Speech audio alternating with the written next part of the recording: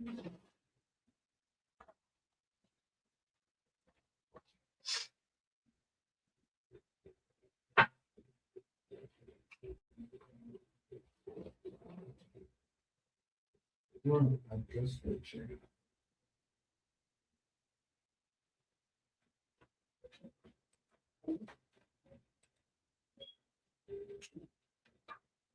the chair.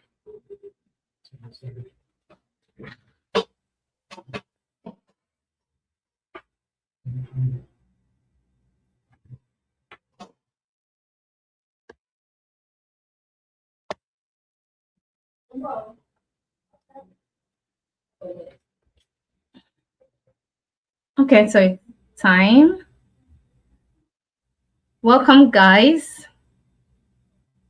Welcome. This is Saturday, and it's the weekend.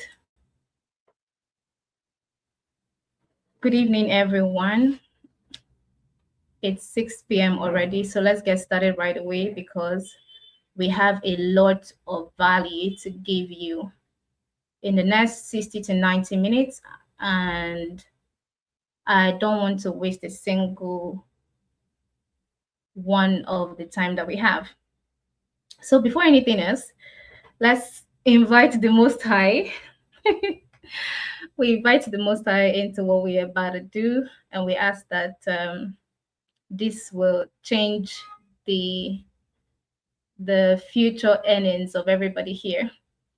So now, while we get started, let's drop in the chat. Where are you joining from? Where are you joining from? Where are you joining from? And what do you do in one sentence?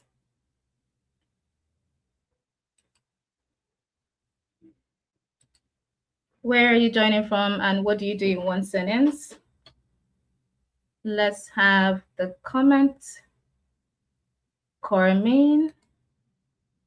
Okay, good evening. I see you, Orisa, from Lagos, Nigeria. Okay, from Lagos. Good evening. It's so good to see you all. All right.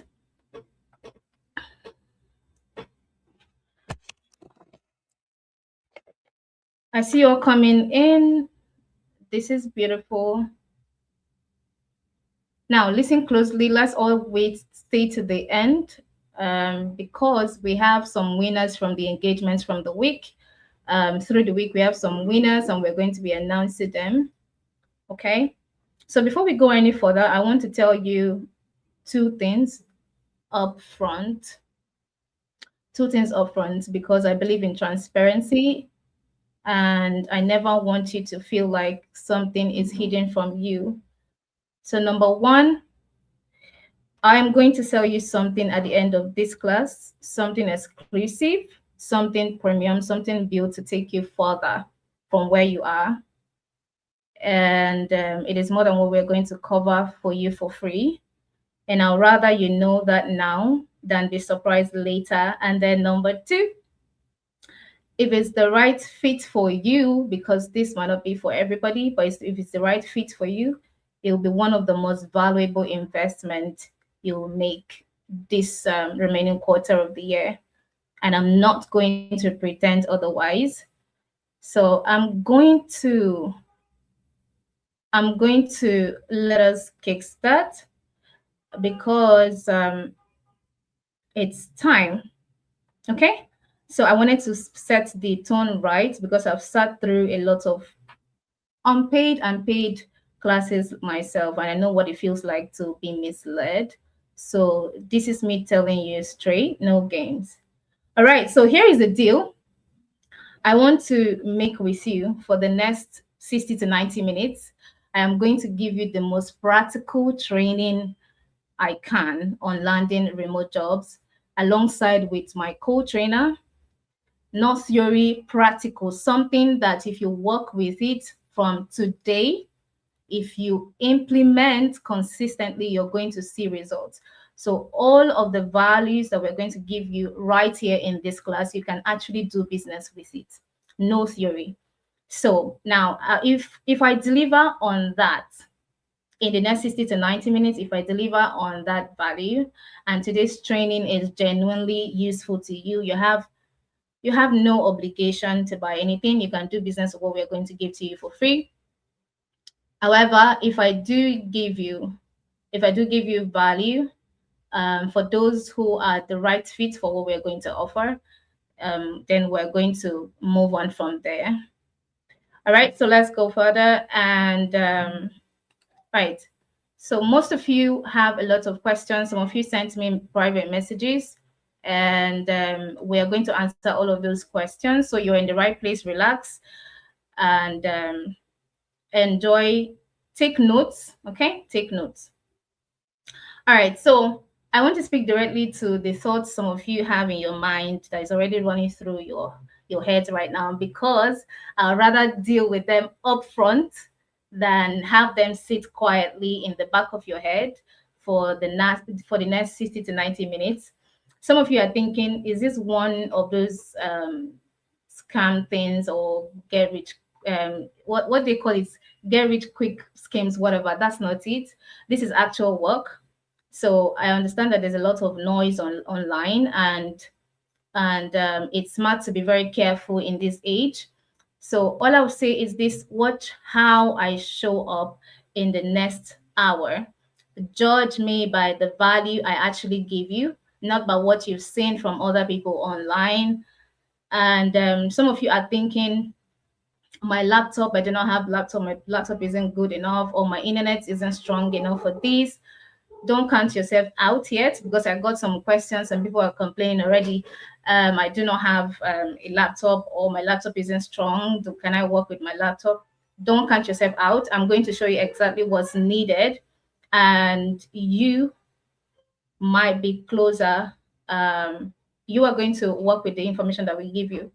All right. So again, some of you have applied to jobs before, you've gotten remote jobs before, and it wasn't what you expected, or you've applied, you got rejected. So so you're thinking this isn't for you. Rejection usually means the strategy was off, not that you're not capable or anything like that. And that's actually a big part of what we are fixing today. So you're in the right place. So later, when I get to the paid options, some of you already sent messages asking how much do I need to pay. Okay, so when we get to the paid options, some of you are thinking you don't have the money right now, or some of you would think you don't have the time to stay consistent, because I know that some of you are actual businessmen and women, or some of you are actually thinking, let me just think about it and come back to it later. Let me see what's here. Let me see what they're doing. Let me see what they have to bring to the table. Now, I'm not going to argue with any of that right now. I just want you to notice what we are doing, what we're going to show you, because if you already decided any of these things that I just talked about, there's no much that we can do for you. All right. So there's nothing I'll show you today that will make any difference. If you already have this mindset already, that means we'll both be wasting our time. Okay? So I am not asking you to believe me right now. I am asking you to hear me out and decide for yourself at the end. All right, now, to get the most of this class, I will need you to put your phone on DND if you can. Bring out your notes and pen. Take away any distraction whatsoever and focus on what we're about to do, because we do not want to waste any of our time. Now, this who is this for? Before we dive in, this we just want to let you know that we already have direct links to apply for those who are in customer support, customer success, sales, and e-commerce support roles. We already have links already for you guys, and if that's you, you're in the right place. And if you're into something entirely different, that's okay, like design or digital marketing, stay with me too, okay? Because everything I'm about to teach you still applies, all right? So now, who is talking to you? My name is Nketa Wajimano. As you already know, or some of you might not know, my name is Nketa Wajimano. And I started working on site when I came to When I came to Lagos, I started working on site. And trust me, if you're in Lagos, you already know the drill, especially if you're living somewhere very far from where you're working. My life was leaving my house 5 a.m. in the morning because I was working at Ikoyi, and then coming back home to 11 after 11, and I had to get up the next morning and get to work by 5 a.m., leave home by 5 a.m. again. So yeah, and I was dissatisfied. Some of you already read some stories. The kind of work I started off earning 25,000 when I started working, by the way. And when I met someone who was earning the same thing, and I found out that this person is actually married with children, and I was wondering, how are they coping? So yeah, we understand all of that. We know how difficult it is. Some of you already know all of these things. So today it's not about me, it's about you. It's about how you're going to position yourself, how the strategy that you need to put in place to get the results that you want. And you cannot do more than what you know. You cannot do more than the knowledge that you have. You cannot do more than the information that you have, right? So that's what we're here for. We're going to give you the information that you need to get started. So yes, exactly what we are covering today. Three things: your skill, the tools, where and how to get the job. And this is real, step by step. Okay. Step by step for each and every one of us to follow. Okay. All right. So now part one, the skill. All right. So before you start applying, you have to have something to give in exchange for value. Employers, companies don't employ you for the sake of, they just want to give you a job. You have to have something to give in exchange, and that is your job, right? So that is your skill, what you have to bring to the table. Some of you already are in admin roles, or you've already started working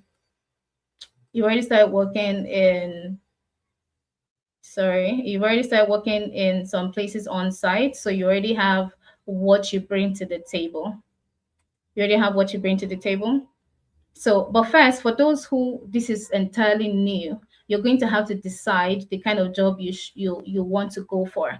Okay, a lot of people skip this step and they end up in a job that pays well on paper, but makes their life miserable.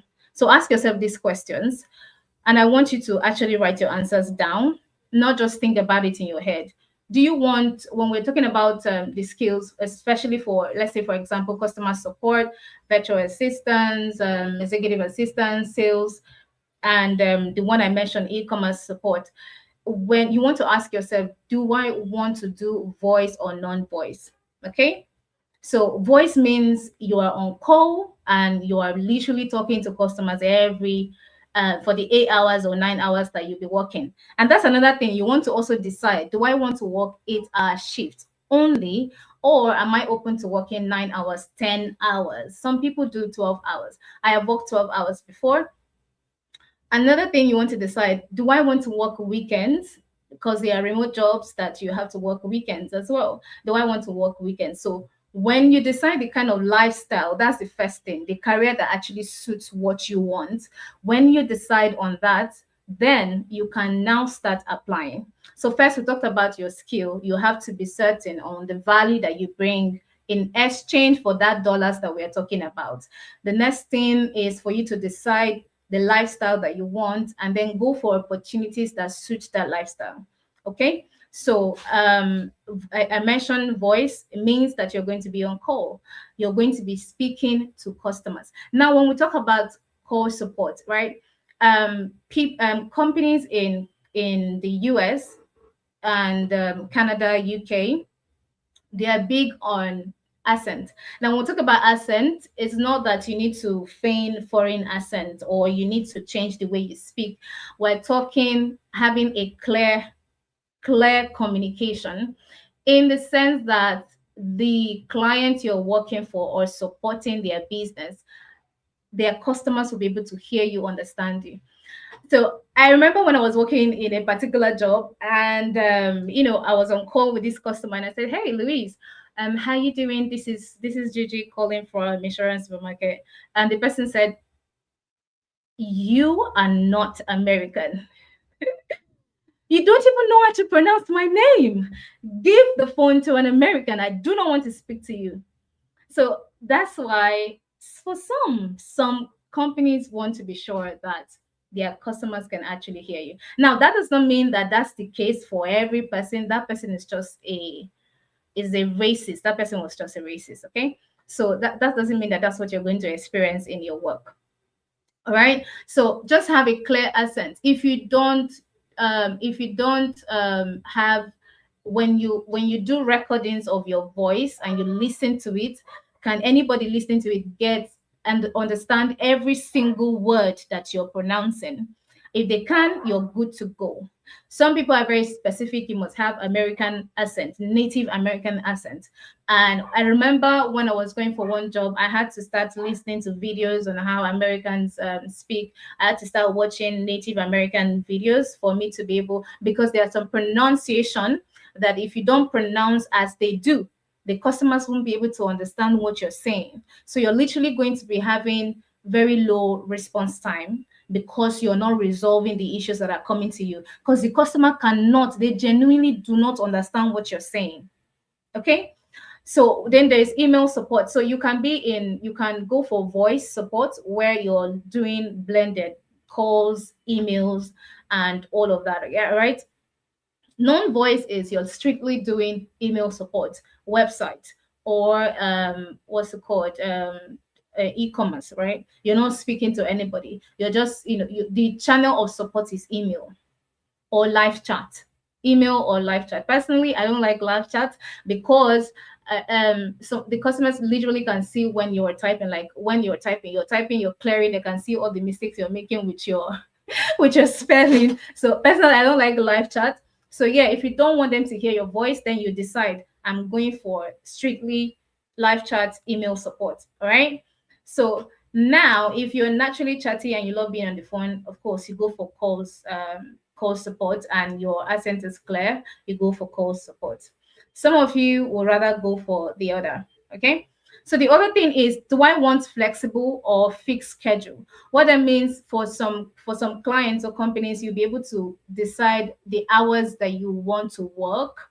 You choose the hours that you want to work, and you can do 4 hours, you can do 6 hours. Literally, just deliver the results. They really don't care if you stay. They don't track you. They really don't care if you stay online or stay on their what's it called, their support CRM, whatever, for 8 hours. They just want you to deliver the results. So it's actually flexible. Some people, it is fixed. If they say 8 hours, you have to do 8 hours. If they say 9 hours, you have to do 9 hours. And then some of them go as far as tracking you. I've worked with a company where they literally track you. They track what you do with your system. So it's like this laptop is dedicated to just this work. In this type of company, you will not be able to have another job because they track you. Okay. And so that's for fixed and flexible. All right. Now, do you want full time or part time? Full time gives you more income, more stability, and part time gives you more freedom to combine with something else. And that's why some people go for part time. And of course, if you're going for part time, the pay will not be the same as someone who is working full time. All right. So these are the things that you want to decide upfront before you even start applying. Decide on the value you want to exchange for this money that we're talking about, and then decide on your lifestyle and then the opportunities that actually align with what you want. So people getting hired, the most people focus only on the skill that we're talking about, but the people actually getting hired focus on both skills, positioning, and visibility. So if you're on the same page with me, I want you to type positioning on the chat. Positioning, positioning. So in the verge of positioning yourself, let's talk about CV, your CV. Okay. Now, your CV is your negotiation document. Your CV is your negotiation document. And thank you, guys. Oh, you can't see my screen. I'm literally sharing my screen. Um, guys, could you confirm if you can see my screen right now? Let me put this here. Can you see my screen?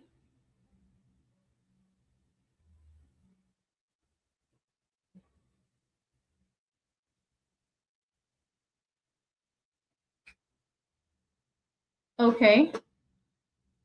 All right. So, um, now your CV. Let's talk about your CV.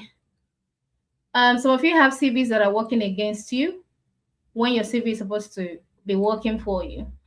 And I want to give you something here, the mistakes that get you rejected and how this changes depending on which country you're applying to, and the exact structure that works in 2026. So I need you to take note of what I'm about to say now.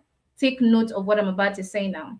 So now the two mistakes that get you auto rejected. In fact, your CV doesn't even get to the eye of a human being is mistake one. You write things like responsible for on your CV. Responsible for. Responsible for is a passive language, and both ATS software and human recruiters, they just skim right past, they skim past it. So instead of responsible for managing, for example, if you're an executive assistant, instead of saying responsible for managing executive calendars, you write managed executive calendars for 3C suits. Now, what I'm saying is your CV in your professional experience, it shouldn't be list of responsibilities. It should be a bullet point of your achievement and then the metric. Achievement plus metric, that's the result, and then plus the method you used in achieving the result. So this is your achievement. This is the metric or the result that it got me. And how did I get that result? That's the next thing. Okay. So instead of just simply writing responsible for managing executive calendars, you write manage executive calendars for 3C suite leaders across 4 time zones. So you're going to be using action verb. So it's actually action verb plus achievement plus the metric or result, then the method. All right. And mistake two, I'm supposed to be showing you guys something on my screen, but I don't know why it's taking time. So guys, I put that together for you guys to be able to screenshot it and refer back to it later, but it's not, it's just loading right here. So I'm just going to go ahead so we do not waste time. Mistake number two is including a photo, headshot, or any graphic element, unless you are applying somewhere that specifically expects you to do that. If you're a model, yeah, you can do that. And for, I think, Canada, you can do that. Sorry, Germany, you can do that. For most international applications, this alone can get your CV filtered out before a human ever sees it. All right. So how this changes by country, I want you guys to take notes, because once we're done with this, with what we are treating today, you guys will be receiving, of course, direct links to apply, companies to apply to, and so you want to take note of this. So how what I'm talking about right now, how does this change by country? If you're applying to a Nigerian country, 2 or 3 pages is normal to Nigerians. 2 or 3. In fact, some of them, it's no longer normal, but most of them are used to it. So there is, when we talk about your CV, we're talking about CV right now. When we talk about your CV, there's a master CV. Now, this master CV has your entire experience, your entire experience. So if you volunteered, if you worked as a customer support, if you worked as a virtual assistant, you can have all of that different roles on that document, your master CV. If you understand what I'm saying, type master CV in the chat. So your master CV contains all of the experiences that you've had your entire working life, all of your experience. That's what is in your master CV. And then, however, if you are, like I said, for Nigerian, most Nigerian companies, 2 or 3 pages of a CV is normal. A photo is also normal, is expected. They are okay with it. Seeing your state of origin, and references is also normal. Reference or reference available on request, or how do they even put that, is normal. Formal language is a standard. But if you are applying to the US, 1 page, if you have under 10 years experience. Once you have under 10 years experience and you're, sorry, excuse me, guys. Once you have under 10 years experience and your CV is up to 2 pages, it means that that CV is not tailored to the job you're applying for. If it is tailored to the job you're applying for, there's no way your CV will be up to 2 pages if you have under 10 years experience. Okay? Under 10 years experience, your CV should be 1 page only. 2 pages maximum if you're a senior and you have more than 10 years experience. No photo, no date of birth, no marital status. In fact, it is very illegal for Americans to ask you if you're married.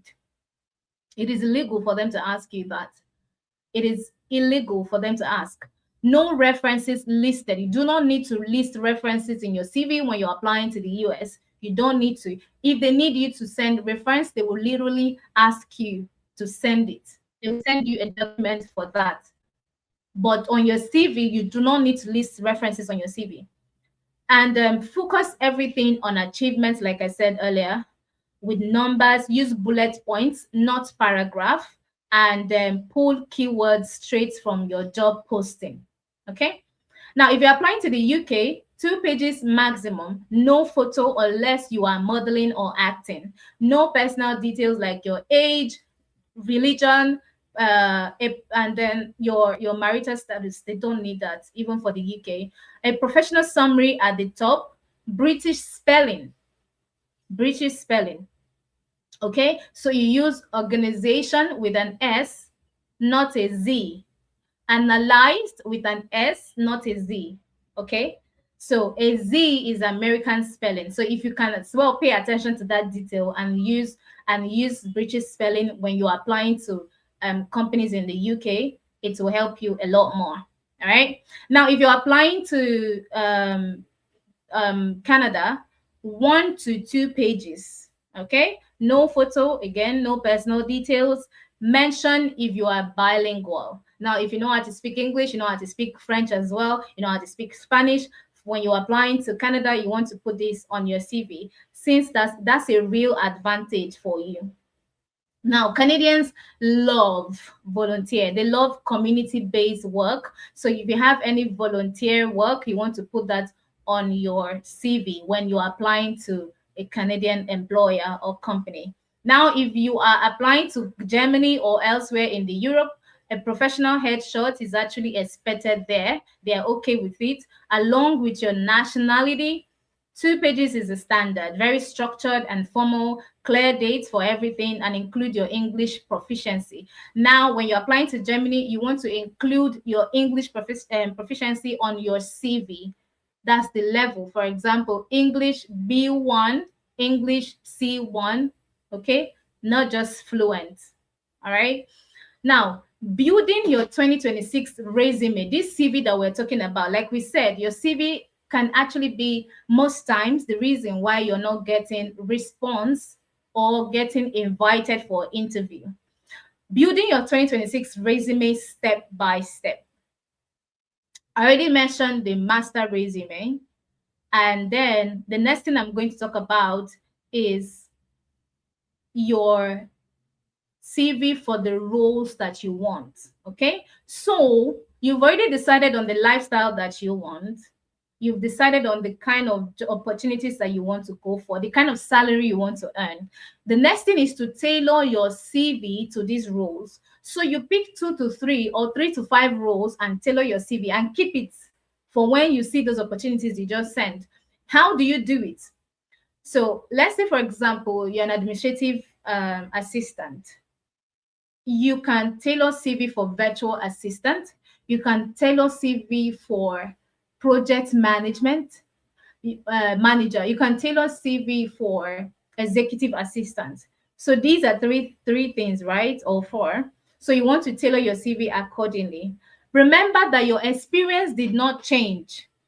Your experience. So let's say you worked in company A, company B, company C, that experience did not change. But when you're tailoring your CV, you're going to write the CV based on that particular role. So first of all, your professional summary should already have the keywords of the job that you're going for. The title, your professional title should immediately say the role you're going for. Excuse me, guys.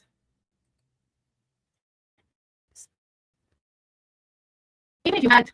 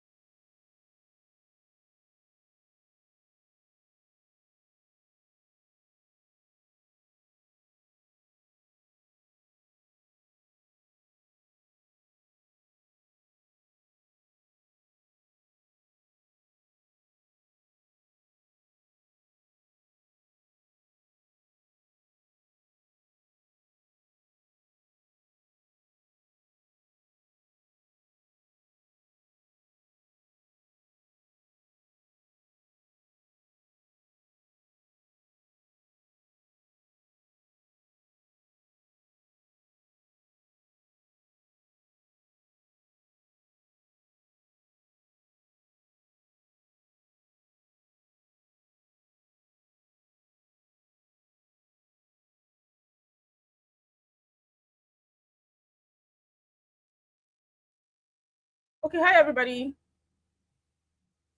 I'm so sorry. I don't I think she has a bit of network or technical challenges. So I'll just take it up from here. Welcome once again, everyone. My name is Debbie Mosi. And yeah, so I'm just going to pick up from where she stopped. So she was talking to us about CVs and the importance of presenting our CVs. But before she comes back on, I would like to build on what she has already established to talk to us about the mindset, right? So when people think about remote job, a lot of times, a lot of times we like to think of it like, yes, if I get a remote job, that's the end. I'm going to lazy around. I'm going to do all of this. I'm going to do all of that. You have to first of all understand the mindset and know that you have to be a self-starter, somebody who embodies self-leadership. I'm going to get into my slide now and just share with us what I have. Just a moment.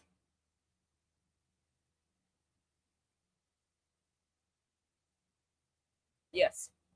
So here we go. So like I introduced myself before, my name is Debbie Nwosu. I've had 6+ years in sales, working for companies across multiple continents. And I've done jobs in, remote sales, client relationship management, email marketing, cross-functional collaboration, project management, tech support, and proposal writing. And this is, by the end of my session, one thing I would like you to take away is not just wanting to work for companies, building yourself up in a way that you have so much value. We hear so much about irreplaceability quotient, but when you are thinking of getting a job, always think about the value that you're going to offer the company. Yes, all of us are there for the money. I, for one, am there for the money as well. But more than the money, what value can you give this company? If you lose your job, or if the company is trying to restructure today and they want to make a decision, how easy would it be to let go of you? All right, now, this is why I want to build on the importance of making sure that when you are working, you are not just, whatever experience that you gain in your career or in the entire trajectory of your career is important.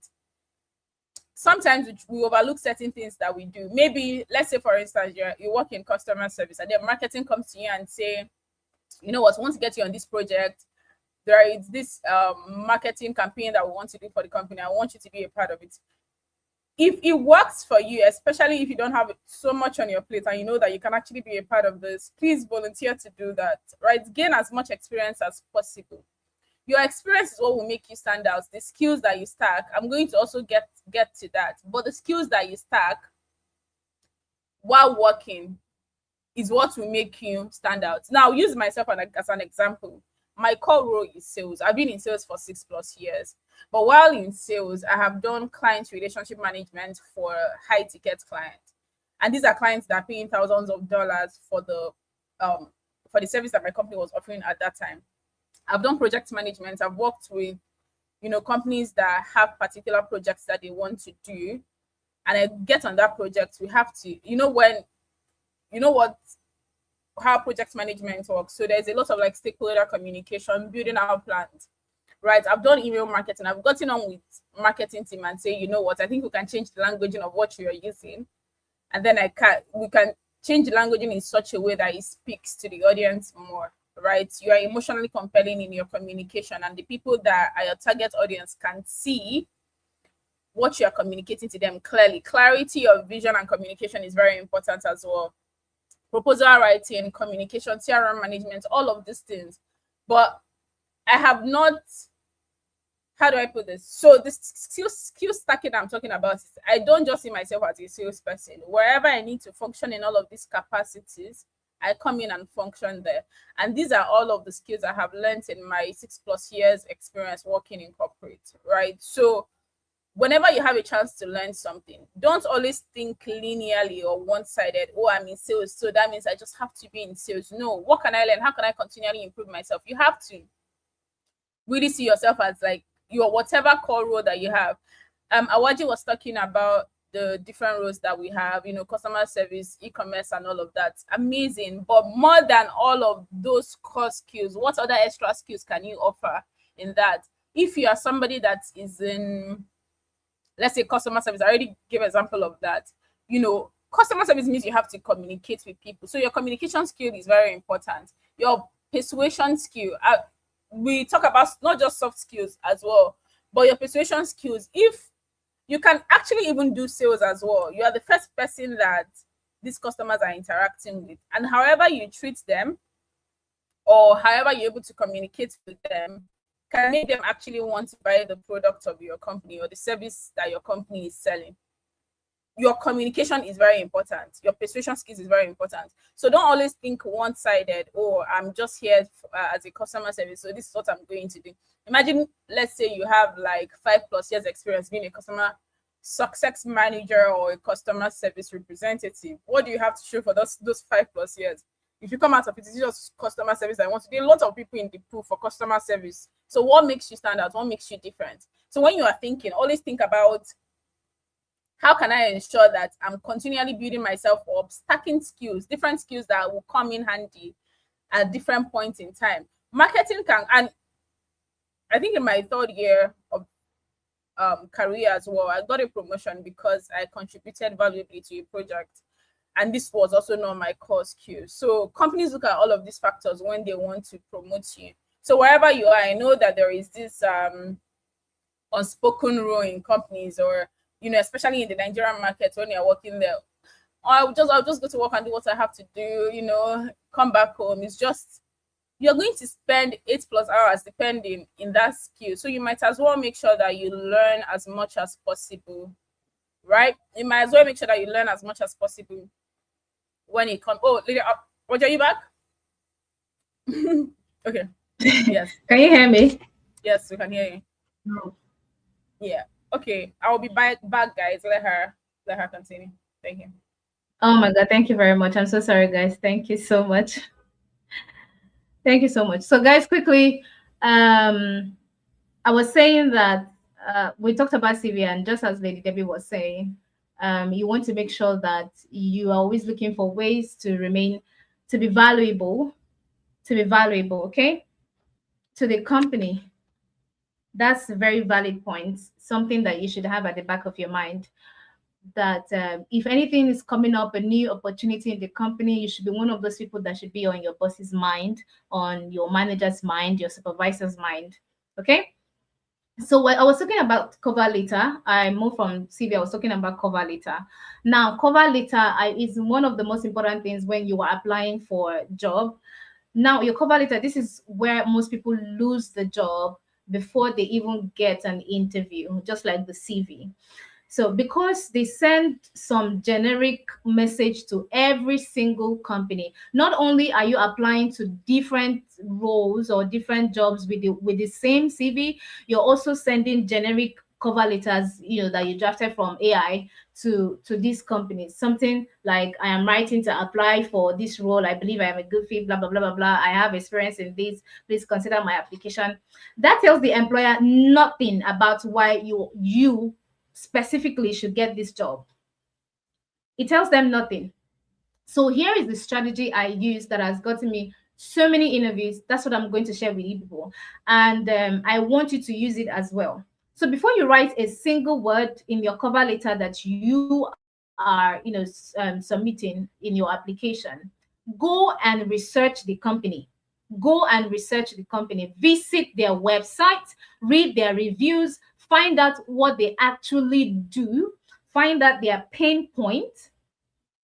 More importantly, find out what problem they are likely trying to solve by hiring you or by hiring for that role. Okay? Find out. Then open your cover letter by showing them that you understand exactly what they are looking for. I always start with I always start like this. I see that I went through your website and I found that you are into this and that, and these are some of the things, issues For example, when I'm applying to customer support, these are some of the issues that you're having right now. The more the business is growing, the more we'll need more hands, to make sure that every customer feels supported, valued, appreciated. And in the next, a month or in the next year, I see where this company is going to. In order for us to handle this particular aspect of the business, this and this is what we need to do.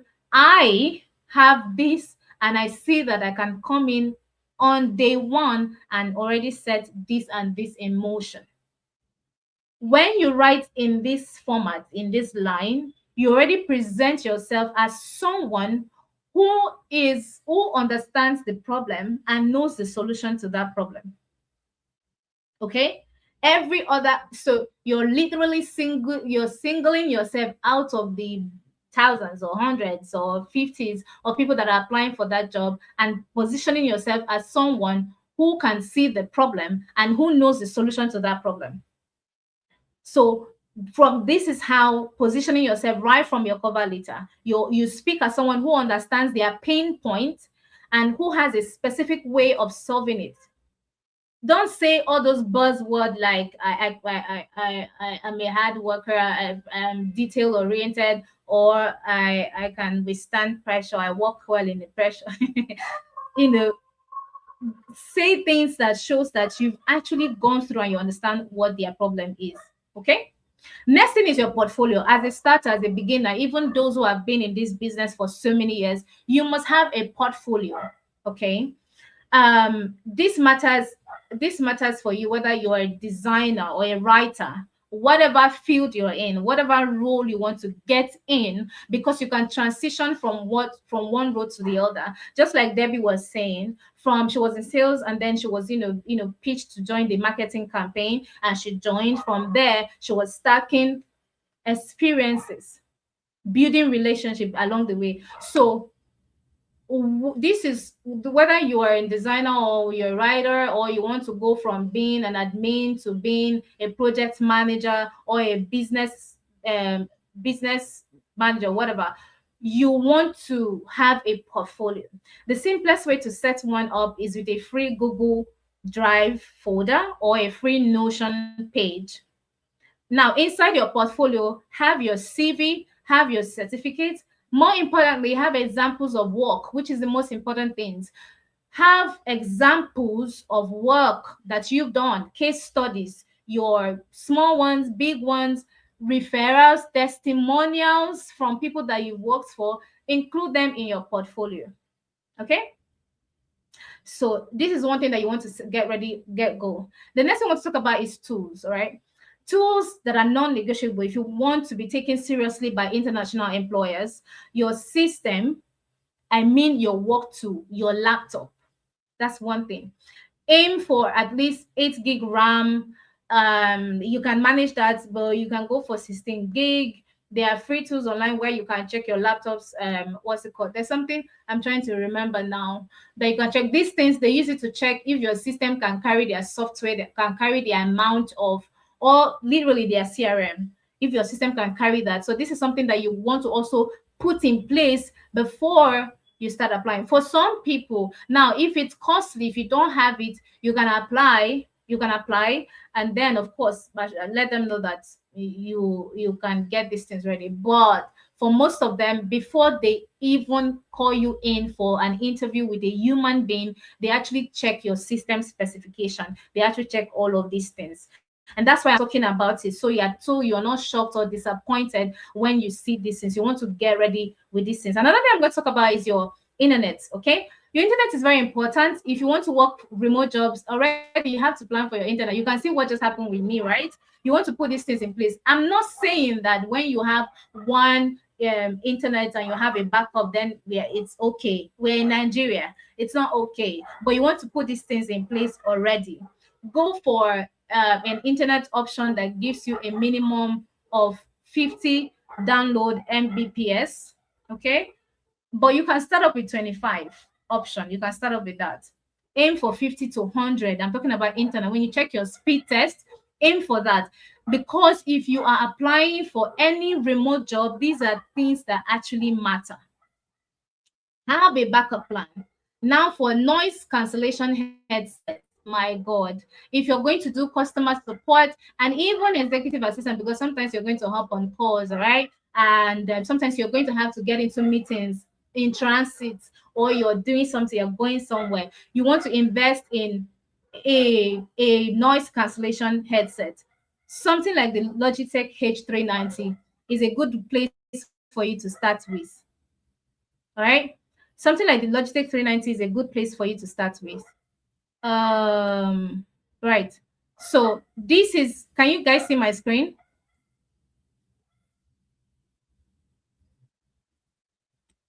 If you're on the Yeah, same page with me, okay, if you're on the same page with me, um, if you're on the same page with me, type what's it called? Type headset, noise cancellation headset in the chat. Noise cancellation headset. Let me know that we're in the same page. You're on the same page rather. Type noise. Okay, thank you very much, Steve. Steve can see my page. Noise cancellation headset. Let me see that in the chat. So yeah, this is an example or something that you can start with. It's affordable. So this is an example of something that you can start with. Okay. Now, there are noise that this particular one cannot cancel. This particular one, there's some noise that this one cannot cancel. So as you go, as you start earning, you can invest in a more, in a more expensive one that can actually cover any noise. I was actually, researching on that because of my coach. My coach has one, and very costly, by the way. But you can start with this. I think this is about, last time I checked, it was 45, if I'm not wrong, 45K. Okay. All right. So now the next thing I'm going to talk about is your payment setup. Payment setup. If you want to start working remote job, you want to set up, a means for you to actually collect these dollars that we are talking about, right? And what is that? We have so many payment options. The ones for, us in Nigeria here: Payoneer, Renes, which was previously Gig Pay. We also have Wise, and of course, some of these payment platforms, they charge a fee. Okay, they charge a fee. So these are things you want to look into: Payoneer or Wise, Gig Pay. PayPal is giving a little bit of issue. I think there are some coming up now. There are some that are coming up on board that remote freelancers, remote workers are looking into. All right, let's get into the deal of today. Where and how can you apply? Where to apply? Now, where do you actually go to find these jobs that we're talking about? Apart from the fact that we have direct links of jobs that, for those who are going to be working directly with us, can get in and then start applying. We'll also help with the interviews and all of that. There are sites that you can go to look for these jobs on your own. Okay. Jobberman is one. LinkedIn is one. Okay. LinkedIn is one. Upwork is one. Of course, you have to pay money for connects on Upwork. Indeed is one. But beyond that, here are the specific remote job boards was bookmarking. So I want you guys to take a screenshot of this. Take a screenshot of this. Okay. Take a screenshot of this if you can see my screen. These are, no, sorry, not this one. Sorry. What is go? Oh, yeah. Right. So take a screenshot of what I have on my screen right now. These are places that you can go search for remote jobs on your own. Apart from Jobberman, LinkedIn, Upwork, Indeed, these are places that you can search. It's open. Apart from the direct links that we have and other, private companies that we have as well. These are remote job sites that you can go by yourself and look for jobs according to the roles that you want and apply. Okay. So yeah, now take a screenshot. I'll leave that on the screen for you guys to take a screenshot. Now let's talk about LinkedIn. If you're on the same page with me, I want you to type LinkedIn on the chat. LinkedIn on the chat. So let's talk about LinkedIn properly. because this is where most people are doing it wrong, and this is one of the best places if you are serious about visibility as a professional, about business, even as a business person. There is the business of the role that you're in. There's the business aspect of the role that you're in. What I mean, as a customer support, as an executive assistant, there's the business part of that, the business of being a customer support. So there's that. So that's what I'm talking about LinkedIn. First basic things I want to cover here is your headline is the first thing anyone sees, and most people waste it. During the course of the week, we asked for you guys to send a screenshot of your LinkedIn. Some of those people that we're going to work closely with, okay, we're going to work closely with to revamp. And this is one of the things that those who will be working closely with us are going to get as well. So yeah, your headline, your about section is your chance to tell your story and what you bring to the table briefly. Speak directly to the employer's problem.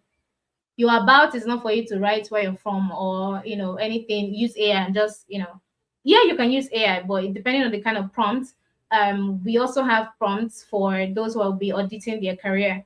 So your about section should speak directly to the problem of your potential clients. Okay, your about section should speak directly, address the problem of your potential client. Open with what you do, back it up with real results, like a satisfaction score if you're in CS, okay? Retention number, and close with the kind of opportunity you're looking for. Now, the strategy behind posting content on LinkedIn, two things matter here. Number one, you create demand.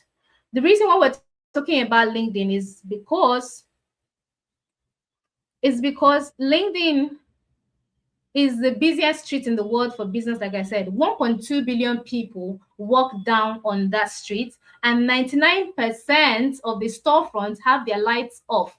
What does that mean by 99% of the people who are into business, who are professionals on LinkedIn, have their storefront turned up? It means that they are not positioning themselves for opportunities. That is the whole opportunity. The opportunity on LinkedIn is that 99% of the storefronts have their lights turned off.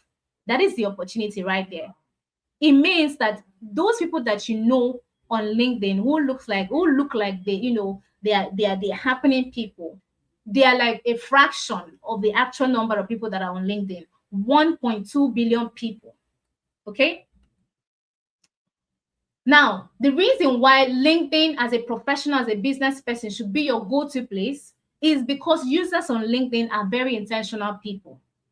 LinkedIn has 1.2 billion total users, less than 1% post content. So it means there's less competition, unlike the other platforms, Instagram, the other places. It provides the most data about leads. We have strategy for finding people on LinkedIn, which is some of the things that we're going to also share with people that will be working with us. 50% LinkedIn members household earn over $100,000. LinkedIn has twice the conversion rates as other channels. Yes, if you know how to search for the clients that you want to work with, which we will be teaching those people who work closely with us, if you know how to do it, you will actually be getting access to people who have the decision power in their company. They are on LinkedIn. Okay. The next thing I'm going to tell you is we talked about on LinkedIn.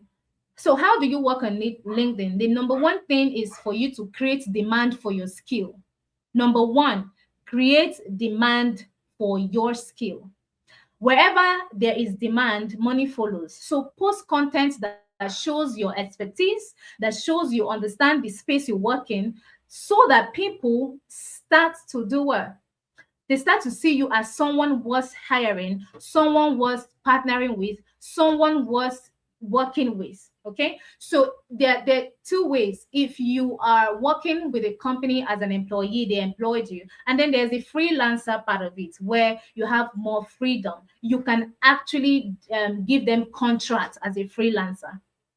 You can actually give them contracts, tell them when to reach out to you, tell them the communication channel to reach out to you, tell them when you'll be responding to them. So there's the freelancer on LinkedIn, and then the whether it's Upwork, really freelancing and being an employee who works for a company, they are two different things. Okay. Number two, build a funnel on your profile. Build a funnel on your profile. Your featured section is not just a decoration. It's not, some people post their most viral posts, they actually put it on their featured section. The feature section, LinkedIn created it to be a funnel. So use it to feature your portfolio link. Use it to feature the recommendation that you have from, maybe you worked with somebody very prominent. Use it to feature that, or a post that performed well, so that anyone who visits your profile, your feature section, anyone who visits your profile is guided toward the proof of your value, and why they should work with you. Okay. Now, for the actual content you post, number one, make it personal. So there's personal content where you literally tell people about yourself, things that you do outside of work, because people won't do business with you if they don't trust you. So they have to know that this is a real person. And trust does not come easy, right? That means you have to be consistent. You have to post those personal content. Another type of content is what? Use the news content. What does this mean? When things are trending, you strategically post it. Okay. All right. Now, the other most important type of content that you should be posting on LinkedIn is the show your work content. Show your work content. Some of you are into businesses. Some of you, you are into executive assistant, you're into customer support, you're into sales, but you are shy to put yourself out there. You cannot be broke and shy at the same time. It does not work. In fact, if you understand what I'm talking about, put in the comment section, you cannot be broke and shy. Broke and shy does not work. Put your work on LinkedIn. Put your work. Let them see your work. Show your work. Show your work. Show your work. Show your work. I cannot over say this. Show your work. Okay? Put your work. That's the third kind of content that you should be posting. Now, I already talked about trending topics, all right? And this shows your visibility. So what is the strategy for you to post on LinkedIn? The strategy for you to post on LinkedIn is this. Now, when you draft your content, whether you're going to go for personal, or you're going to go for using the news, or you're going to go for showing your work type of content, the fundamentals on LinkedIn is what? Write 8 to 12 lines. Write 8 to 12 lines and schedule 5 times a week. Okay? 8 to 12 lines. 9 a.m., 12 p.m. Now, let me see if I can show you guys. I would really want to show you guys what 8 to 12 lines look like. I just hope that this works very fast, because we need to be very fast. And always use a visual. Some people, LinkedIn, a visual is fine, okay? A visual is fine. You don't have to do videos, but if you can do video, it's fine. A visual is okay. You can go with visual. All right? And then the next thing I want to talk about here very quickly is interviews. All right. The interview framework I want you guys to learn is now this is where some people, some people just fall short when it comes when we get here. Some people freeze up, especially with that one question. Tell me about yourself. You just freeze. This is not the moment for you to talk about where you were born, what you do. You can, if you're using the framework that we're about to talk about now. So now this is the framework I want you to use: your past, your present, and your next. Past, present, next. So past, I'm a customer support. I've worked here and here. This is what I've done. These are the results I've gotten. And this is the method I use in getting the results. The present, right now, this is what I do. If you're in volunteer, or you just finished a job, or you are in a contract role, this is where you talk about it. And then the next, you talk about, this is the kind of opportunity I'm looking forward to. And you want to tie the opportunity you're looking forward to with that company that you're interviewing for, or interviewing with, rather. Okay? You tie it to the company that you're interviewing with. Right. For example, in my past role at blah blah blah. Okay, in my past role, I worked at Calls Expert. In my past role at Calls Expert, I supported customers directly and maintained a 98% satisfaction score. Currently, I'm focused on growing my skills in remote customer support, and I'm looking for a role where I can bring the same consistency, where I can bring ownership That's exactly why this opportunity caught my attention. Short, structured, confident. Practice that structure all over and over and over till it becomes a part of you. Lastly, when you're applying for remote jobs, the one of the things that they will likely ask you is video intro, voice recording, video intro. So your a lot of these roles will ask for a short recorded introduction using something like Loom, or you can use Zoom, or just your phone camera. The most important thing here is you don't need to have a foreign accent. Nobody's asking you to sound like anything other than yourself. Like I mentioned, what matters is clarity. Speak slowly enough for them to hear you. If they give you 1 to 2 minutes video, keep it at that anyone listening can understand you. Okay, keep the video short, good lighting, quiet background, structure, and simple. Who you are, what you do, and what you're looking to bring to the role. Who you are, where you worked, what you do, and what you're looking to bring to this role. Now, last thing I want to talk about before I bring back Lady Debbie here is finding and working with clients directly. We gave you a list of remote job sites that you can go to. I mentioned Jobberman, I mentioned LinkedIn, I mentioned Indeed, I mentioned Upwork. One thing I want you to remember this, and I want you to type in the chat if you're in the same page with me. Type finding direct customers. Finding direct customers. Finding direct customers. I want you to type that in the chat. Finding direct customers. All right, so let's go into that. Let's go into that. Now, some of you aren't just looking for a job application to go through. You want to work as a freelancer or an independent contractor, finding your own clients directly. And I want to walk you through exactly how that works, because you shouldn't have to guess. So these are strategies that some people keep very close to their heart, but we are sharing it with you because we want that even if you're not going to, work directly with us, you can go on your own and do these things. Okay. Number one, finding your clients. You don't just wait for job postings. Whilst you are applying to these jobs on these sites, okay, whilst you're applying, most of the people who reach out to me found me because I was visible somewhere. There was a message that I got. A lady reached out to me, and it was from LinkedIn. I didn't know. It was later I found out that she had sent me a connection request, and then she had sent me a message, and then she sent me an email of the job and what it was about and how much it was, and asked if I was willing to get in there.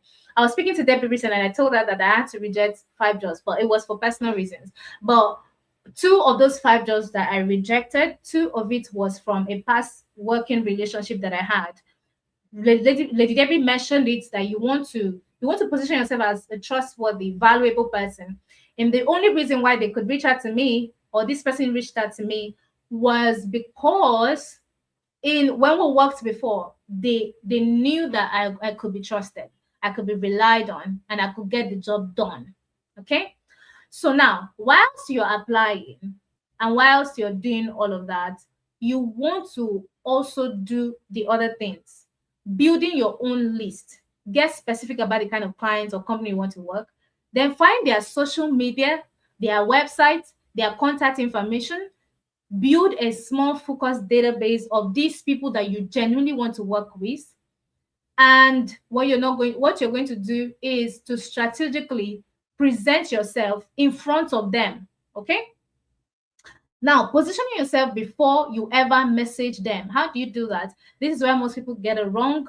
So they just jump straight. When you find the person's website, you find the person's contact detail or their LinkedIn profile or their social media, you just go into their inbox and say, "Hi, I'm a freelancer," or "This is me, this is what I do," blah, blah, blah. It will not work. Most of the time, it will not work. Okay? Because you're a stranger asking a stranger for money. Okay? So instead, you're going to warm them up first. Follow them. Engage genuinely with their post. Let your name become familiar. Let them keep getting notification from LinkedIn or Instagram that so person liked their post, so person commented, and your comment should not be something something that does not make sense, because you're being strategic here. Your comments, in even your comments, has to be very strategic. So you want to say something that makes sense, something that looks like it's from somebody who's thoughtful, who knows what they are talking about there. All right. So you engage with their post. You get your name familiar. You get them familiar with your name before you ever send them a message. Now, when you do reach out, because they've been getting notification, they've been seeing your name pop up in their page or their profile, they already know you. Some of them might even click your profile and go check what you're about. So now, when you do reach out, you position yourself as someone who solves a specific problem they have, not as someone looking for work. There's a real difference. I'm available if you need help. And I noticed X about your business. And here's how I would solve it, or here's how I would approach it. Okay? Now, following up like a professional, when you eventually land that client, some people as a freelancer, some people get it wrong. A freelancer, like I mentioned before, you're not working, you're a professional who can work with 2, 3, 4, 5 clients at the same time, providing the same service. Okay. So how do you follow up like a professional? Most freelancers send one message, they get no reply, and they give up completely. Don't do that. Here, what we are talking about here is not a quick, it's something that you have to consistently do. Okay. A real follow-up sequence spaced out over days or weeks, not spammy, not today you send a message, tomorrow you send a message, not like that, but strategic over the days or weeks. Now, it's often something that actually gets the response when you do it this way. Now, track who you reached out to and when you reached out to them, their response, so nothing falls through the crack. Okay. Now, the next important thing I'm going to talk about is onboarding your first client properly. Let's say you get consistent on LinkedIn. You do these things that I just talked about. How do you onboard your client? Somebody reached out to you, say, hey, after you reached out, the person said, hey, okay, let me see what you got, or let's work together. All right. How do you onboard your clients? If you do not do this rightly, you might lose. Because let's be honest, these people are human beings. Some of them are wicked, are actually wicked. Okay? Some of them are actually wicked. So some might not pay you complete money. Okay? So how do you onboard your clients properly? Once someone says yes to you, once you get that yes, this is where you protect yourself and set the tone for how they will treat you going forward. Okay? First, always send a welcome email to them. And how do you draft this welcome email? And these are one of the things that we're going to give to the people that we're going to be, helping and coaching personally. First, send a welcome email. And then the next thing, send a service agreement before starting any work. It doesn't need to be complicated, but it should clearly state the project timeline, the payment terms, your rate, when payment is due for each milestone, a confidentiality clause that says you get full you get access to the product or service I'm giving you or building for you after you must have paid completely. Okay? How the contract can be ended should be added. It's very needed. If a client refuses to sign anything, that tells you something important about how they would treat the relationship. Okay? All right. So I already mentioned the welcome email where you literally mention hi, you mention the person's client name. I'm excited to get started. Here are my working hours, time zone. Here is the best channel to reach me. I will send a short update every Friday, so you're always in the loop. And then of course there is the intake form. This intake form is very important for you to send to your clients. where you actually get, because if you do not send an intake form to them, your intake form is that form that lets you know what the clients actually want, what they want done, the results they actually want to see.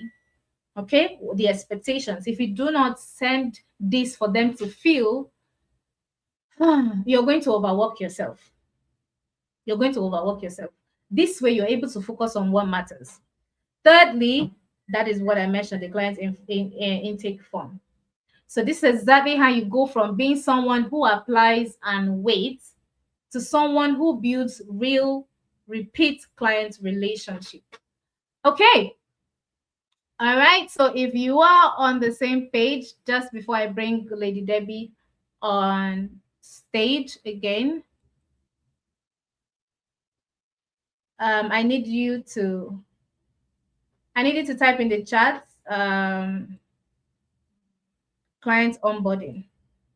Okay, let's welcome Lady Debbie on stage.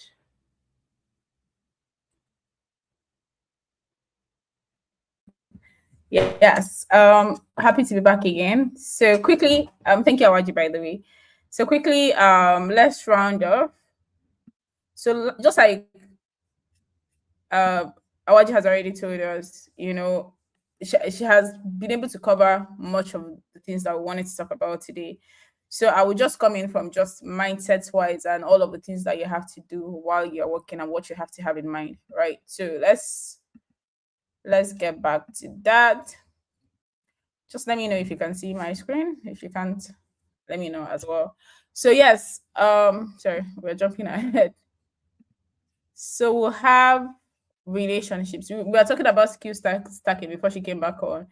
And we are talking about the importance of skill stacking. And one example that we used was as a salesperson, right? So for instance, if you're a salesperson, an average salesperson would just be somebody who sells, right? Who is just in the selling career, but that's just what they do. But a high value professional will not just sell, they would write, they will learn how to write, writing, converting copies, they will learn how to negotiate, they will learn how to manage projects, they will learn how to build relationships, use CRM, analyze data, communicate.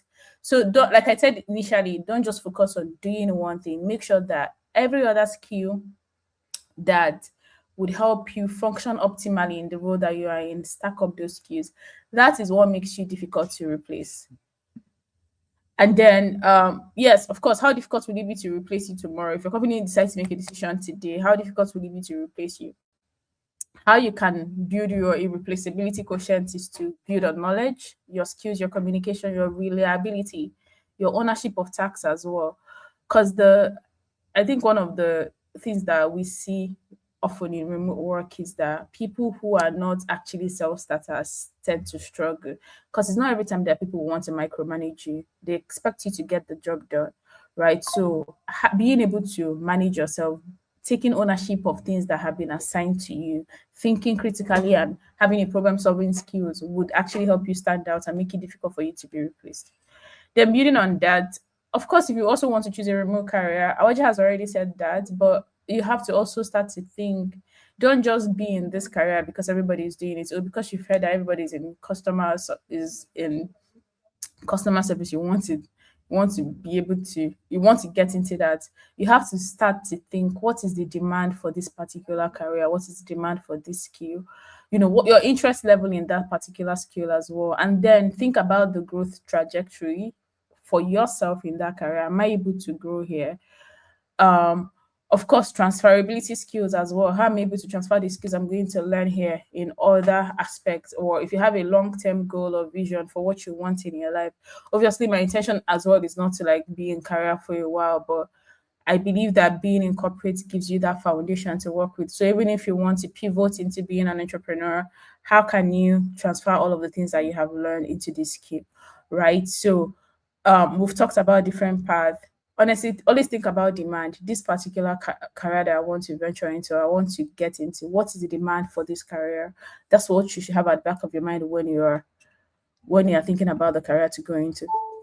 Then before you position yourself to apply, you have to learn, practice, build experience, build relationship, position yourself. I already went into details with this, but I want to speak on relationships specifically. relationships, wherever it is you're working now, honestly, don't make the mistake to say, you know what, I'm just here to work. After I work, I'll leave. A lot of the opportunities I've gotten so far, even up until now, was as a result of the relationships I've built in my previous work experience. I left my job last year, July, and when I left the job, of course, I mentioned it to people that, oh, I've left the job, I'm looking for a job. I got several interviews. Most of them I rejected. Most of them I went ahead to apply. But the ones that are in alignment with my career trajectory now, I had to go for them, right? Others, I'm just like, no, this is not in alignment. But most of those opportunities came as a result of the relationships that I've built. So when you think about relationship, it's not always people that are above you. Even your colleagues as well can be the ones that would give you opportunities, right? Your bosses, even clients. I used to work in an immigration consulting company before. I've gotten a lot of referrals from clients because I built good relationship with them. I remember I said one of the things I also did in my previous career was be a client relationship manager. So because I have built this relationship with some of my clients, they still come to me and say, you know what, I need to apply for visa. Can you help us? And some of them I take on. And this is actually such a way to make good money on the side, even though this is not what I do on the core right now. So leverage on relationships. Don't mismanage relationships. Some of you will leave your workplace and you don't talk to anybody again, you block everybody. Obviously, I understand that there are toxic work environments, but please, as much as possible, try to maintain good relationship with people that you have worked with. You never know where opportunities can come from. All of the opportunities I've had, if I trace it back, is usually one relationship from work, or by extension people I even met in conferences, or when I went for like work conferences. So always build on relationship, always make sure that you maintain healthy relationships with people. Yeah, Awaji has already covered this, so I'm not going to get into that, right? So in summary, what I would say is, yes. So in summary, what I would say is, when looking for remote roles, key things to have in mind, mindset wise, is to know that yes, this particular career I'm going into affords me, to do things that I want to do. Because honestly, I'm not even going to lie to you guys. The reason why my whole life I've worked remotely. And if you ask me, I will tell you that I would choose that over and over again, because that affords me the freedom to be able to do other things that I do. Remote work is good. In the beginning, I struggled because it's one thing to want to work remotely. It's also another thing to be able to actually have the discipline to do the things that you have to do. So have that mindset that this career that you're going into is not like a ticket for you to now not have, or throw discipline out of the window. You have to build a structure that works for you. You have to start to think to invest in things like your workspace, your workstation, where you stay focused. But treat this like it's a normal office work. Invest in that and have that mindset when you want to start to look for remote roles. Also, we've also talked about relationship and the importance of maintaining good relationships, and we'll also talk about skill stacking. Don't play with skill stacking, guys. Whatever you can do to improve yourself and make yourself irreplaceable, please do that. If you're somebody who works in customer service, something like writing and communication should be a no-brainer. You should start to invest in skills like this.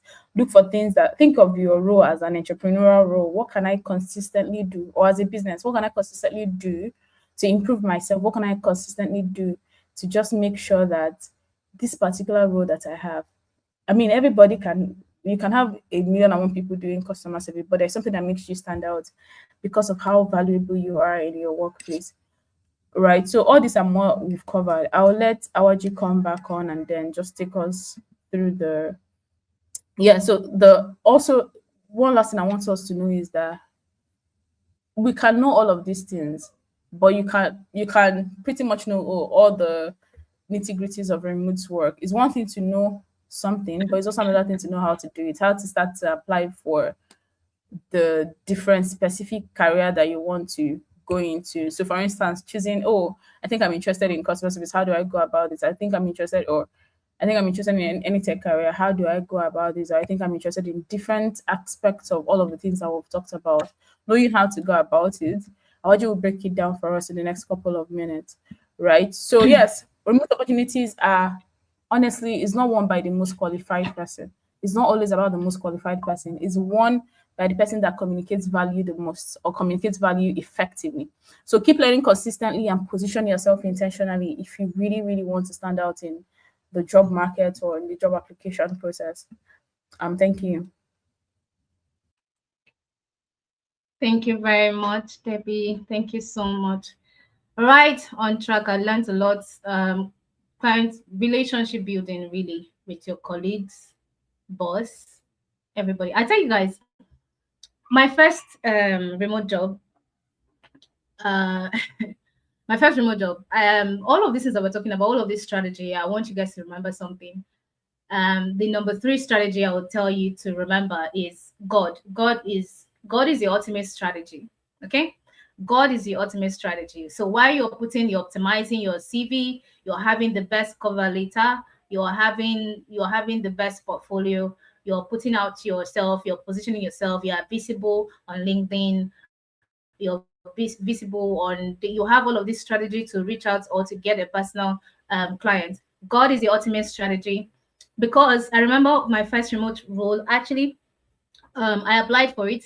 One of those days, to be honest with you, I was just, any role I see, just apply, apply. In fact, I had a target. I was doing 30 applications per day. 30 applications per day. And guys, I was doing this, and then I got an interview invite, right? I got an interview invite from this UK company, and I said, nah, I'm not going for that interview. I don't think I can do it. I'm not going for that interview. And this is somebody that actually prayed. Though. I prayed that they must call me. They not call me, and then fear kicked in. Imposter syndrome kicked in. Yeah, so whilst you're transitioning from one role to another, bear in mind that imposter syndrome can also come in. So what am I saying? I'm talking about God being the ultimate strategy, because in a pool of different freelancers, different professionals, you need God, my dear. You need God in the place of business, in the marketplace. Some people do not just enter into the marketplace like that. So it is spirit to spirit. I'm not kidding, right?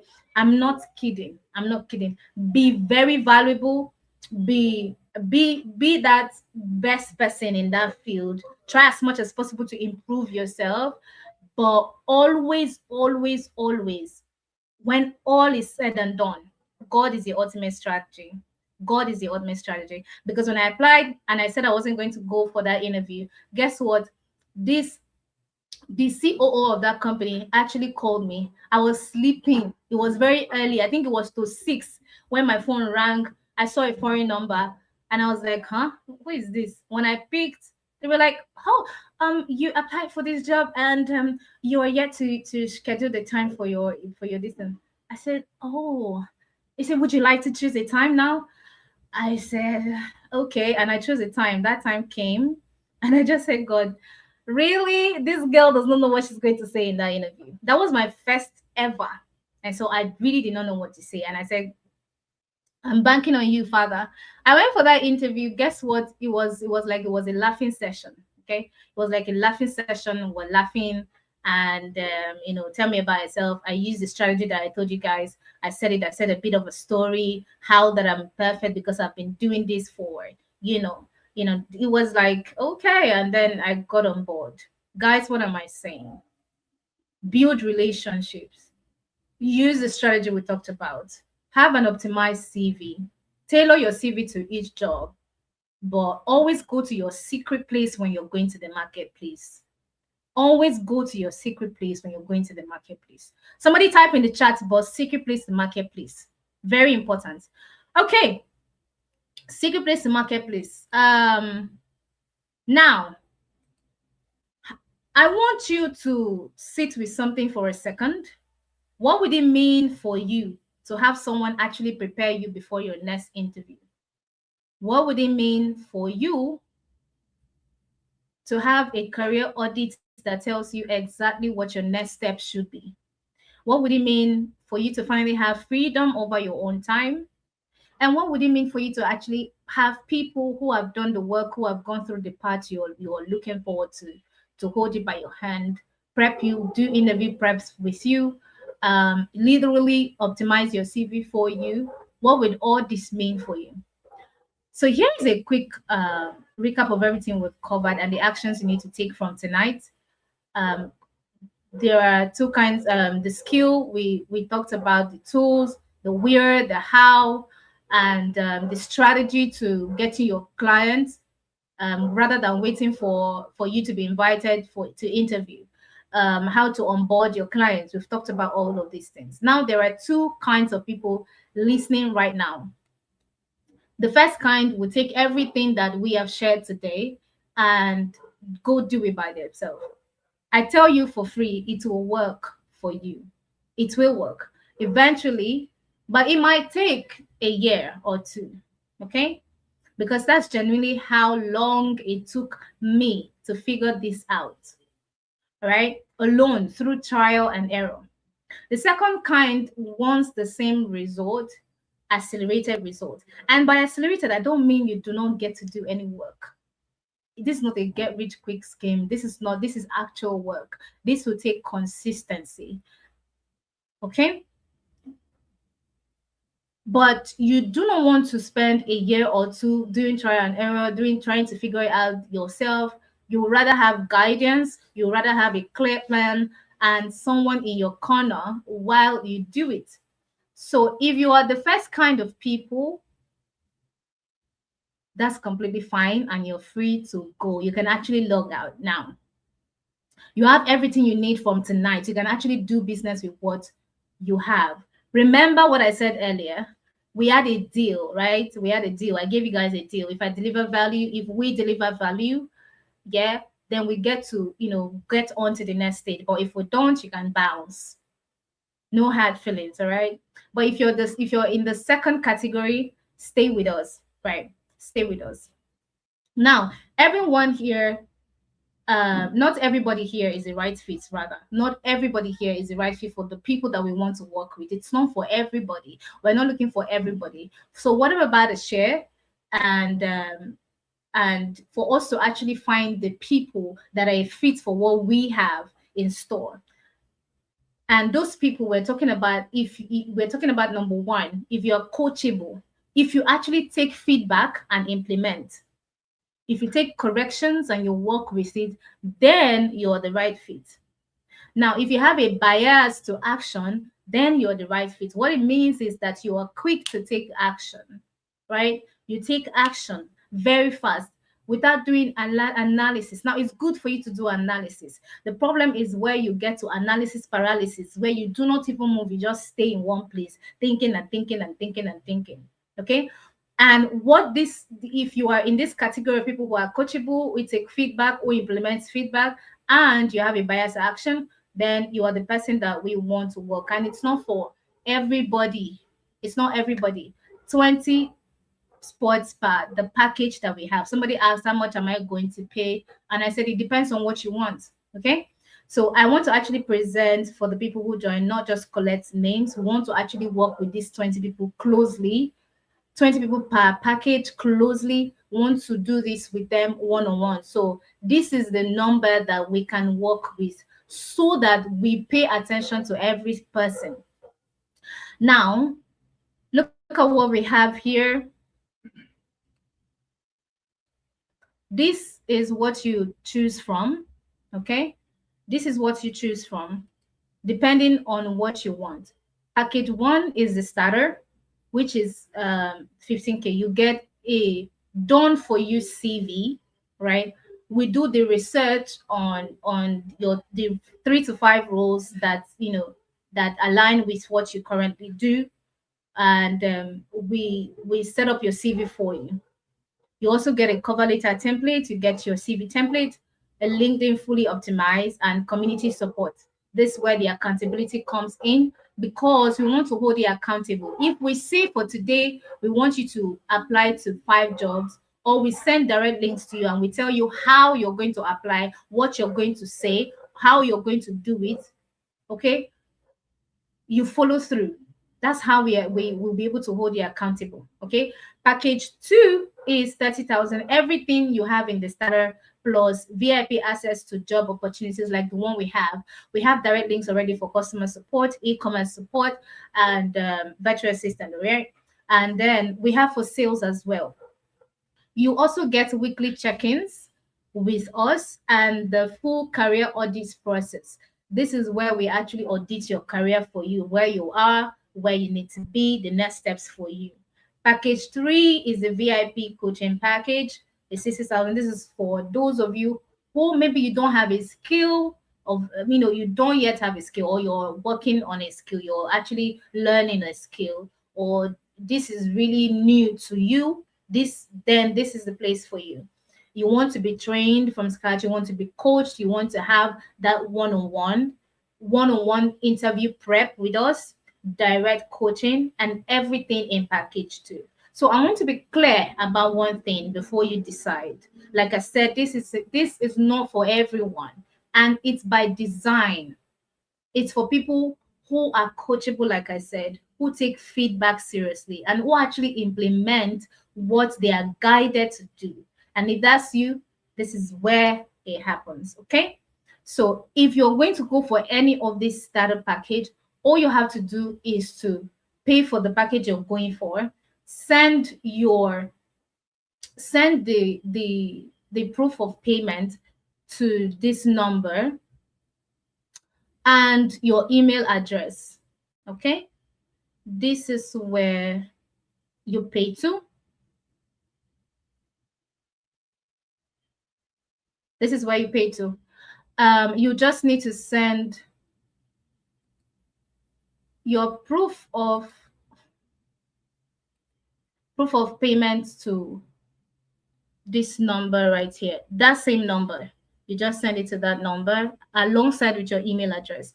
Now, what do you get? Once you send that, you also send your current CV and the roles that you don't have to worry about. That will do all of that research for you and then send you back a CV that is tailored to those roles. Okay. So your proof of payment to this number and your email address alongside with your current CV. That's where we start off. This number right here. Okay. Now, so we have the account details right there, but however, we also want to have like the questions that we want to answer, the questions that you have in the next 5 minutes. We want to answer the questions that you have. So if you have any question, please type it in the chat so that we can answer that. Okay. Type your questions in the chat so that we can answer. All right. We'll go through about 3 questions, but while we wait for those questions, we're going to announce the winners for these people were the ones that engaged as we talked. They engaged as we talked, and all the tasks that we gave during the course of the week, they took part of it. They engaged with the task for the week, and we have about 3 of them. Let me get their names. For the first day, when we asked for LinkedIn profile,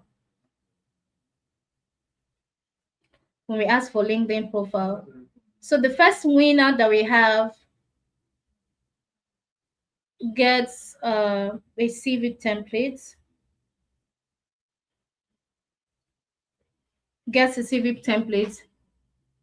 And that person is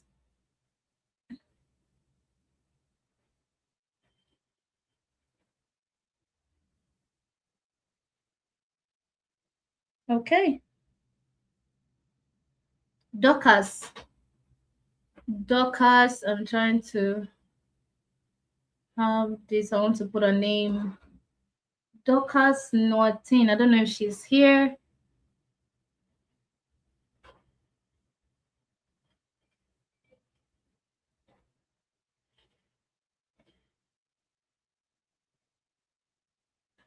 Dorcas Noatin, and the second person is Daniel Odige.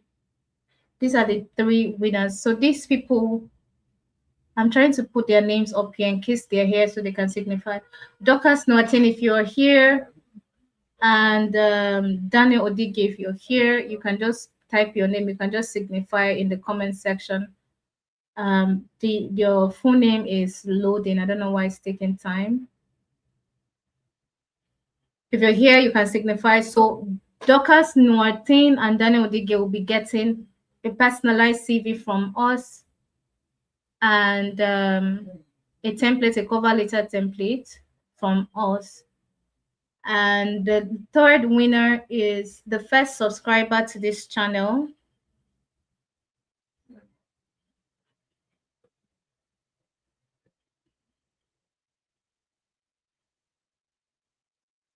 Oh.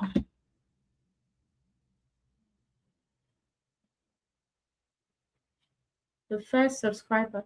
Guys, if you have your questions, send in your questions. Send in your questions so we can answer your questions for you. You can take a screenshot of the account details and the number right here. And before we take it out of the screen.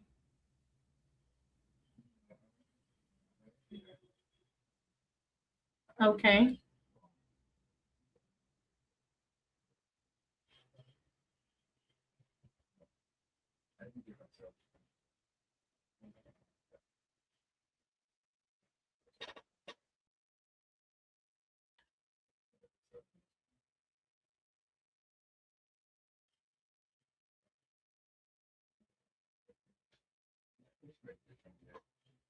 Any questions?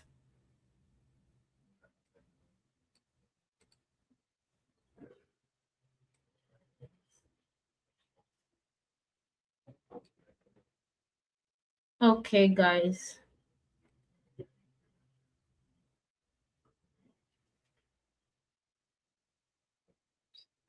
So we hope you're able to do business with all that you've learned today. I hope you leave here tonight believing that about yourself, just like Lady Debbie and I myself have said. If we can do it, you also can do it. You can also get that remote job and have the freedom and also build a career that you actually want and desire.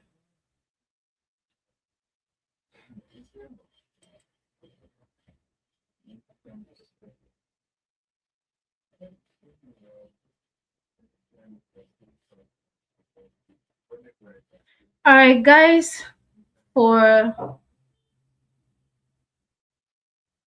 this, the recording of this class might be available for us. So might be receiving the recording of this class. We hope that you're able to do business with what we've shared so far. It was a pleasure being your trainer and showing you what's possible for you. It's up to you to decide on the path that you want. Thank you all so much. Oh my God, you do not need a university certificate. You do not need a university certificate at all. You do not need a university certificate. Like we said, the first thing is skill. Once you have a sellable skill, you're good to go. You do not need a university certificate. And that's one thing. That's the beauty of remote work. It's your skill, not your certificate. Nobody cares about your certificate. Nobody cares about your university certificate. For most, nobody, really. Nobody.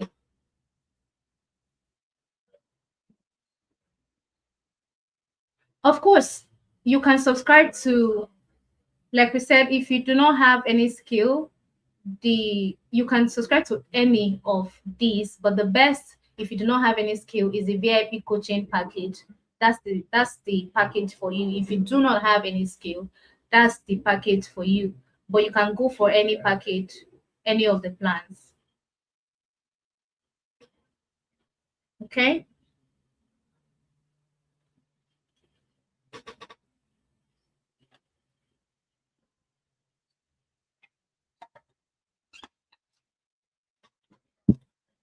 Have any questions, you can bring it in before we come to a close.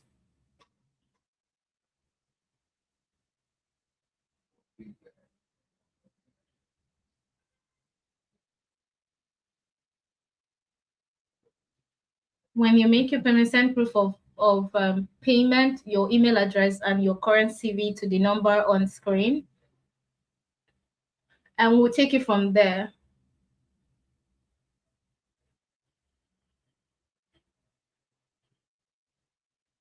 Now, if you do not have a university certificate and on your CV you're wondering what to put in education, you can actually put your professional certificate.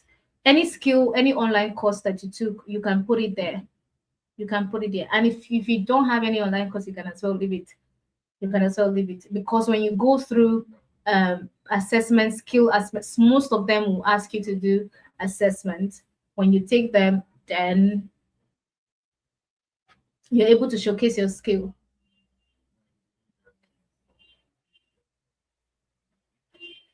Oh, this is for 20 people, the first 20 people. Okay. It's for the first 20 people. We'll be giving that update in the group. Yeah, you dropped a question. I answered you. Can someone who doesn't have any skills yet and degree subscribe to any plans? Yes. You can subscribe to any of the plans here, but the best plan for you if you do not have any skill is the VIP coaching.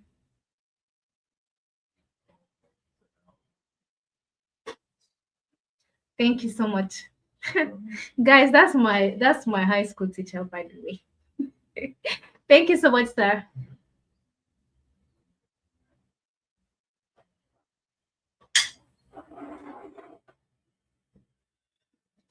Okay, then 4256. You can go for any of the plan if you do not have a skill and a degree. You do not need a degree for a remote job. You only need a skill. Okay? You do not need a degree. You only need a skill. As long as you can do that thing, apply away. Okay? So that you don't have a skill, the best package, the best plan for you is a VIP coaching plan. That's the plan for you, but you can go for any plan that you want.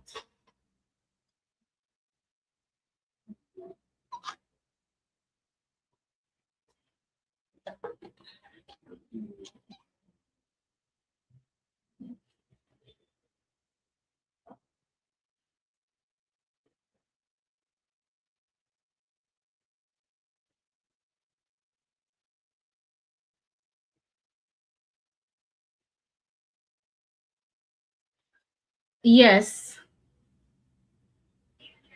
Yes, that's what we do with the starter package. We do that. LinkedIn optimization is part of the starter package. CV templates, done for you CV, LinkedIn optimization. Okay. And winning proposal for those who will be going on Upwork. That's what you get in the starter. Let me.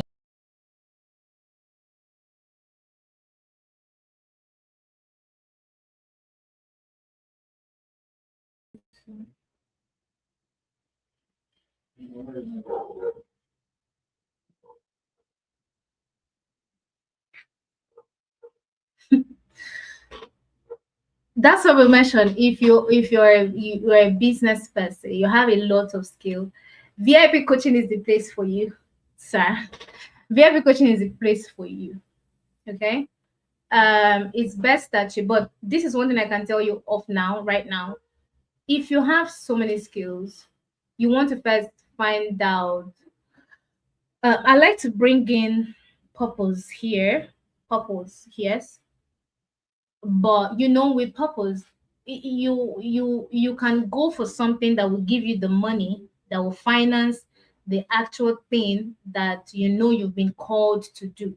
So get the money with the other skills and then go for the other one. Now, so you have to choose the most profitable skill that you have. This is different from the one that I would say that even if you're not paid for, you're okay. Your profitable skill or the one that can give you the most money, You start off with that one. So that's one thing we can tell. But when we want to break down and give you strategy on how to position yourself as an expert in that field, how to do it, the VIP coaching package is the one for you. Applies to anybody who has a lot of skill and they are wondering what which one to go for. I am in that category actually. I am in that category. Like I mentioned, you go for that thing, the one that maybe you could use to finance or fund the other one that you don't mind, even if they don't pay you. That's the aspect of purpose I'm talking about.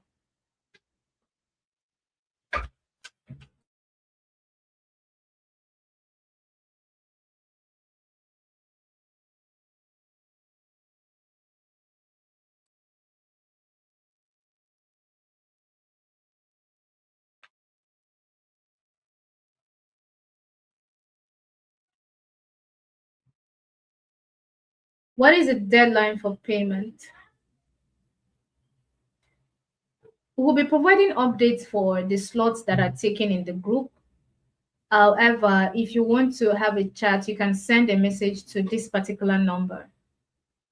You can send a message to this particular number.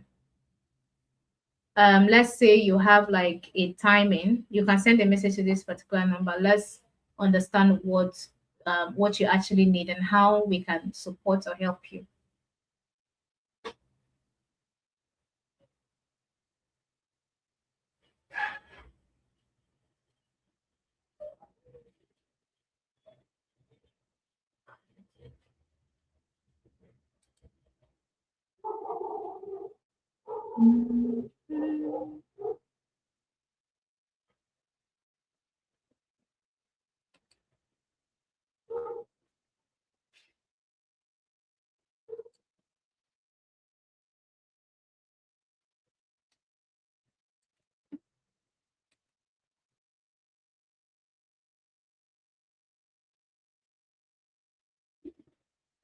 Yes. Is there possibly an installment pay plan for the VIP coaching? Yeah, we have that flexibility. Again, you can send a message to this number here. We have that flexibility. But of course, it will come with a commitment. Yeah, there's installment plan. We can do that as long as you're coachable. Okay, as long as you're coachable and you take feedback, like we said, this will take consistency. Even with the quick strategy, there are a lot of other things that we didn't say here because of time, and that will be for those who of course will be in the community. A lot of strategies that we're going to unbox for you guys, right? So even when you use those strategies, which fast track things, you are still going to be consistent. You're still going to show up. You're still going to do the work. Because when you start getting that $1,000 per month or $7,000, when if you're in sales, we have a job link for those who are in sales that pays, the base pay is $2,000. So when you are here, when you get that one role, you will not even remember all the times that you had to show up, all the times that you have to do research, all the times that you have to, because we have some prompts where AI can actually do most of the listings for you, can do the research for you. We have tailored prompts that you can use to get these people. We have scripts for a lot of things. There are a lot of trainings for those who are going to, who will be going to customer support that we're going to give. Okay. And that's why we said it has to be people who are coachable, who take feedback and implement. That's why we said that it's not for everybody. We don't want to just take payments. That's not what we're looking for. We want actual people who are going to take feedback, take the trainings, take the coaching, implement them, because it will give us joy when we see 30 people, 50 people, 100 people, 1,000 people actually getting the pay that would make sense for this country that we're in. Because is this economy going to get any better? No. And to be honest with you guys, a salary is not the end goal. Even freelancing is not the end goal, because when you go into freelancing, you can work with 2 to 3 clients. It's not the end goal. There's the business of your profession. There's the business of your profession. Okay, that's where business is where money is made. A time will come, the people in our community, we have other things that we're working on where you can actually earn very good, so good. But of course, this thing we are building is going to take work. It takes a lot of money, millions of, not naira, actually, millions, not naira, of what we're building, to make sure that Nigerians actually earn compared to those outside of Nigeria, because we have some opportunities that, there are restrictions when it comes to Nigerians. They do not want to work with Nigerians, and these are opportunities that pay better, that pay well. So we are looking towards building a solution for that, where professionals, experts, actual experts in Nigeria can act, or in Africa can actually earn $200 per hour, $120 per hour. That's what we're looking at. Because to be honest with you, it pains me. it pains me. It pains me that we're in this country, and knowing the situation of things, some people still pay, salaries that I cannot even start to imagine in my head. I cannot even put it together. They still pay that amount. And there's another pain that I feel when I see opportunities that can actually help, that someone can earn 5 million per month, 10 million per month, 12 million per month, and there are restrictions because you are in a particular location, Nigeria. So these are things that we want, these are long-term things that we want to solve. Yeah, it's going to take money, right? It's going to take the right system, the right structure, but this is a pain that we really want to solve. For me, this is something that I really would be happy to take this problem out of Africa. Right? Okay, guys. If there's in the absence of more questions, we're gonna go. We look forward to working with those people who really want to, you know, make a change and start building something worthwhile for themselves.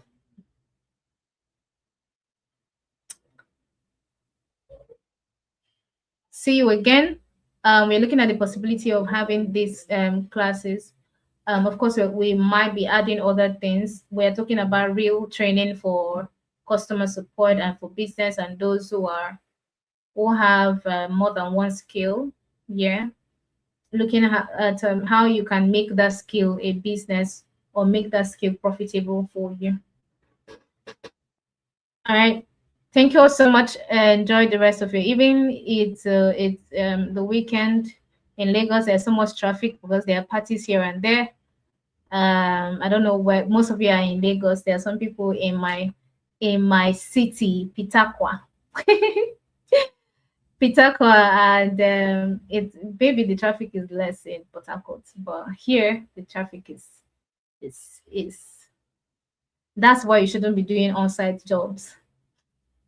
Really? Now, there are people who actually enjoy working, actually going to the office. They love it. They love that human interaction where they walk over to the next office, talk to people.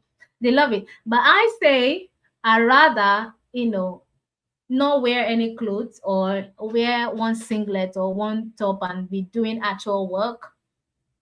There are softwares that we use. In my first company, we're using Kumo Space.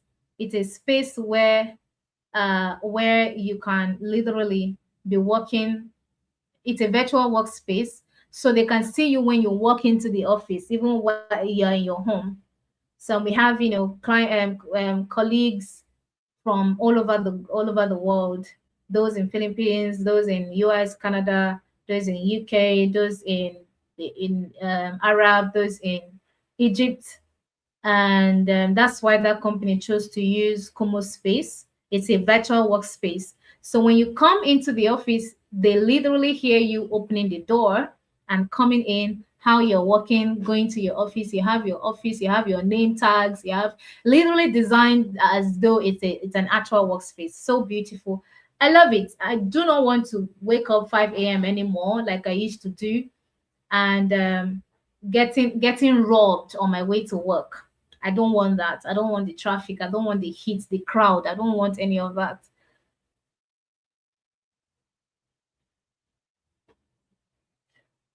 The restriction I'm talking about is for some companies, and also yeah, some companies, not, I would say, and also some level of earnings. Like I said, opportunities where you can earn 10 million per month, there are restrictions. There are restrictions. There are restrictions. They don't work with Nigerians. There's no how you can tackle it. That's why we're looking at building a long-term system that can solve that. And what we are looking at is how the Nigerians can be, or Africans can be in Africa, in anywhere, any part of Africa, and still earn as high as that. That's what we're looking at. So that these companies can now see that what you are limiting us or restricting us from having, we can have it right here.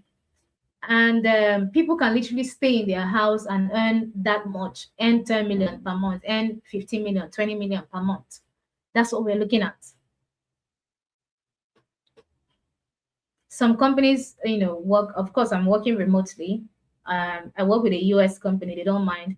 But the thing is, even those companies that work with Nigerians, you are doing the same work with an American, the same work hours, but they're earning, their rate is higher than yours, simply because you're not an American, but they do work with Nigerians. So there are different aspects of it.